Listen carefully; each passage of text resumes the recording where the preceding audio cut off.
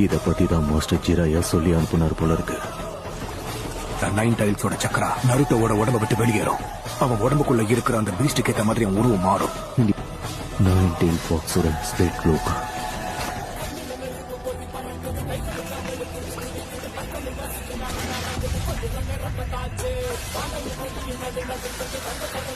இதுதான் அந்த ஜிஞ்சுருக்கியோட சக்தியா?